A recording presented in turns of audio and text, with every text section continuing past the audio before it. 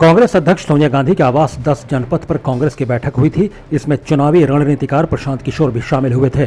इसमें पीके ने 2024 में होने वाले लोकसभा चुनाव के लिए एक एक्शन प्लान दिया है, जिसके जरिए कांग्रेस के खोए हुए सियासी जनाधार को वापस लाने और पार्टी को नई संजीवनी देने की रणनीति को सामने रखा गया है।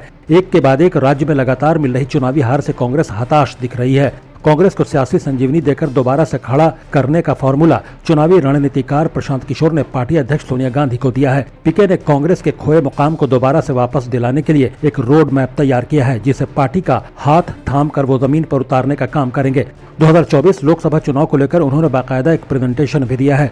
ऐसे में समझें कि कैसे प्रशांत किशोर ने अपने फॉर्मूले और रोड मैप के जरिए कांग्रेस को फिर से स्थापित करने की रणनीति बनाई है। आपको बता दें कि कांग्रेस अध्यक्ष सोनिया गांधी के घर 10 जनपथ पर शनिवार को राहुल गांधी, प्रियंका गांधी, दिग्विजय सिंह, केसी वेणुगोपाल, अंबिका सोनी और मल्लिकार्जुन खड़गे की मौजूदगी में प्रशांत किशोर ने कांग्रेस के लिए 2024 के आम चुनाव का एक्शन प्लान पेश किया है। पीके ने इस दौरान कांग्रेस को मीडिया रणनीति में बदलाव करने, संगठन को मजबूत करने और अन्य राज्यों पर ज्यादा ध्यान देने को कहा, जहां बीजेपी से सीधा मुकाबला है। पीके का प्लान और फार्मूला के लिए कांग्रेस नेताओं का एक ग्रुप बनाया गया है, जो एक हफ्ते के भीतर सोनिया गांधी को रिपोर्ट देगा। इसके बाद ही पीके की कांग्रेस में एंट्री और उनके फार्मूले को जमीन पर उतारने का काम शुरू होगा। 370 सीटों पर फोकस। प्रशांत किशोर ने कांग्रेस नेतृत्व को जो फार्मूला दिया है, उसमें देश के सभी 543 लोकसभा सीटों पर चुनाव लड़ने के बजाय कांग्रेस को चुनिंदा सीटों पर अपना फोकस करने की बात की है। खासकर कांग्रेस को सिर्फ उन सीटों पर चुनाव लड़ने की तैयारी करनी चाहिए जहां पर उसकी स्थिति पहले से मजबूत है। पीके के लिहाज से कुल 543 लोकसभा सीटों में से 365 से 370 सीटों का चयन कर अपने उम्मीदवार उतारने चाहिए। ऐसी स्थिति में पार्टी के लिहाज से फायदेमंद रहेगी। इसके अलावा बाकी बची सीटों पर कांग्रेस 173 से 180 सीटें सहयोगी दलों के लिए छोड़ देगी। पीके ने कांग्रेस के लिए उन सीटों का चयन किया है जहां पर पार्टी की सीधी लड़ाई बीजेपी से है या फिर एनडीए के अन्य सहयोगी दल से है। यूपी, बिहार, ओडिशा में एकला चलो प्लान। प्रशांत किशोर मानते हैं कि देश के जिन राज्यों में कांग्रेस की स्थिति पहले से खासी मजबूत है, वहीं पर कांग्रेस को अपना ज्यादा ध्यान लगाना चाहिए और उन राज्यों में गठबंधन के बजाय एकला चलो की राह पर कदम बढ़ाने का फॉर्मूला दिया है।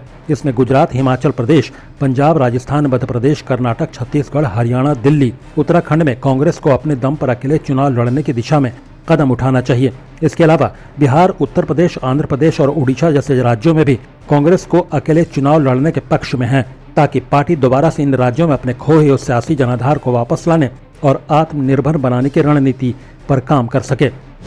बंगाल, महाराष्ट्र, तमिलनाडु में गठबंधन। प्रशांत किशोर ने कांग्रेस को उन राज्यों में गठबंधन कर चुनाव लड़ने की सलाह दी है जहां पर क्षेत्रीय दल मजबूत स्थिति में है। महाराष्ट्र, पश्चिम बंगाल और तमिलनाडु जैसे राज्यों में कांग्रेस को गठबंधन के साथ उतरने की सलाह पीके ने दी है। महाराष्ट्र में शिवसेना और एनसीपी के साथ कांग्रेस सरकार में है, तो तमिलनाडु में डीएमके के साथ गठबंधन है। महाराष्ट्र में कांग्रेस ने चुनाव नतीजे के बाद शिवसेना के साथ गठबंधन किया, जबकि तमिलनाडु में गठबंधन पहले से है। पश्चिम बंगाल में कांग्रेस को लेफ्ट के बजाय टीएमसी के साथ मिलकर चुनाव लड़ने के पक्ष में पीके हैं, क्योंकि लेफ्ट से मजबूत ममता बनर्जी हैं। विपक्षी दलों के साथ आपसी तालमेल। प्रशांत किशोर की प्लानिंग के लिहाज से कांग्रेस को सभी विपक्षी दलों के साथ बेहतर तालमेल बनाने का सुझाव दिया है। उनका मानना है कि जरूरी नहीं कि कांग्रेस सभी विपक्षी दलों के साथ चुनाव लड़े, बल्कि नतीजे के बाद का विकल्प खुला रखना चाहिए। प्रशांत किशोर लगातार इस बात पर जोर दे रहे हैं कि बीजेपी को हराने के लिए विपक्षी एकता करे और इस एकता के केंद्र में कांग्रेस रहे। कांग्रेस खुद को मजबूत करके ही केंद्र की सत्ता के लिए दावेदारी पेश कर सकती है।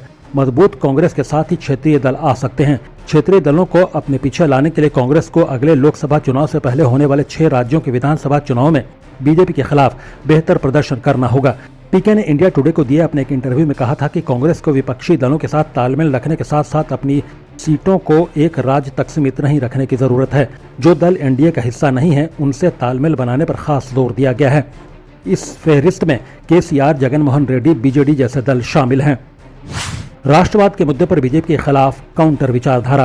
बीजेपी राष्ट्रवाद के मुद्दे पर सबसे आक्रामक रहती है, जिसे काउंटर करने की रूपरेखा प्रशांत किशोर ने कांग्रेस नेतृत्व को दी है।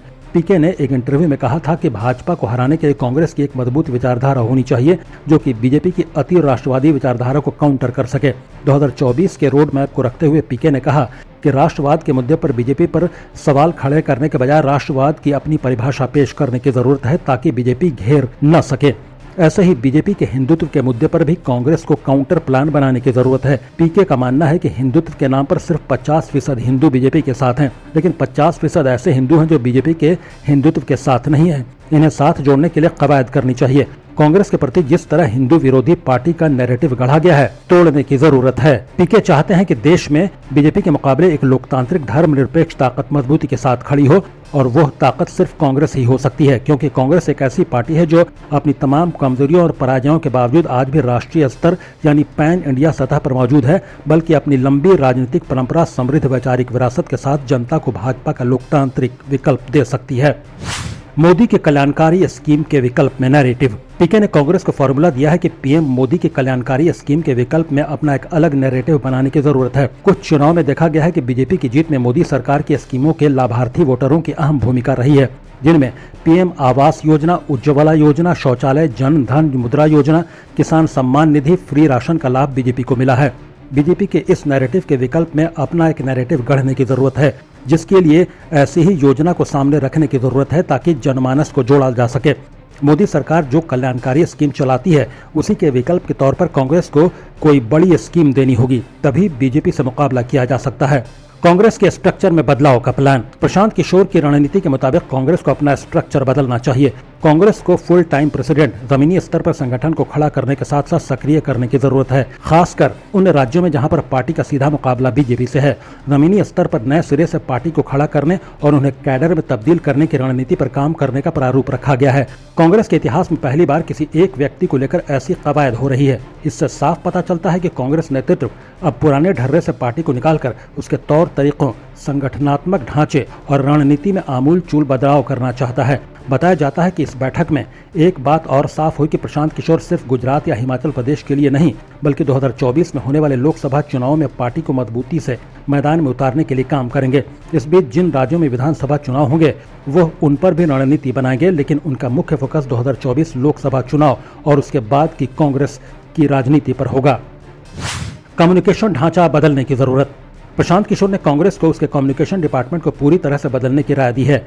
पीके इस बात पर काफी पहले से जोर देते रहे कि कांग्रेस नेता हमेशा यह दर्द बयां करते हैं कि वो अपनी बात को लोगों तक प्रभावी ढंग से नहीं पहुंचा पाते हैं, जिसके चलते चुनाव हार जाते हैं। ऐसे में पीके ने अपने रोड मैप के जरिए कांग्रेस को अपनी बातों को बेहतर तरीके से लोगों तक पहुंचाने के लिए कम्युनिकेशन डिपार्टमेंट में पूर्ण रूप से सुधार की जरूरत की बात की है। कम्युनिकेशन स्ट्रेटजी को पूरी तरह से बदलने की जरूरत है। जनता तक अपनी बातों को ले जाने के लिए उनसे जुड़े हुए मुद्दों को प्रभावी ढंग से उठाने की रणनीति पेश की है, और कैसे कांग्रेस के कम्युनिकेशन डिपार्टमेंट को बेहतर करेंगे और सोशल मीडिया से लेकर तमाम मीडिया प्लेटफॉर्मों पर कांग्रेस की उपस्थिति को बनाए रखने का फॉर्मूला भी पीके ने रखा है। विस्तृत ब्यौरा देते हुए पीके ने बताया कि कैसे मुख्य धारा के मीडिया की परवाह किए बिना कांग्रेस कैसे अपनी बात रोजाना कम से कम 50 करोड़ लोगों तक सफलतापूर्वक पहुंचा सकती है।